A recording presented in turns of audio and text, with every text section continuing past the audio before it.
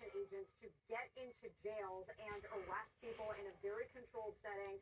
And what he said was take these public safety risks off the street before they can do any further harm in an extremely controlled situation. And he said that that is really the pinnacle of the way that local and federal officials should operate in terms of affecting these immigration policies.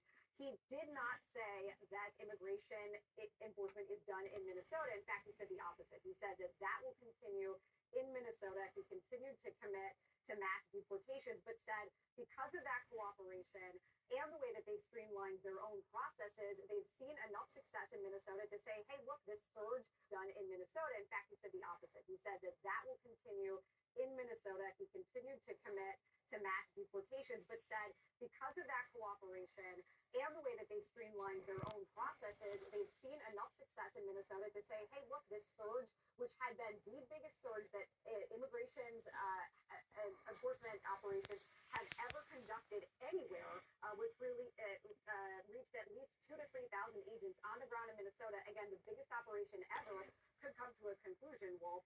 I want to talk about a couple things that they did on their side, because we've talked a lot about what the state of Minnesota and local officials have done. They've increased cooperation, increased communication. Again, they're allowing immigration agents, for the most part, to get into local jails to arrest people on the street. They're being more helpful when some of these agents are running into problems on the ground with protesters. So those are all of the ways that local officials have helped out immigration. On the other side, DHS has changed how it's operating. They streamlined their processes.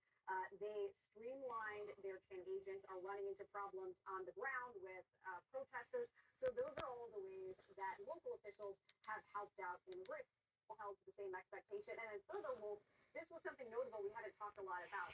Mr. Holman last week, again today, said that there was ramped up IA presence from DHS on the ground, signaling that these agents would be under more heightened scrutiny from DHS, as well as a stronger legal footprint. So those were the changes that he made under his tenure over the last couple of weeks, which again, he is saying has resulted in enough success for them to conclude, although he hasn't said exactly when this operation will completely be finished. He talked about going to a smaller footprint.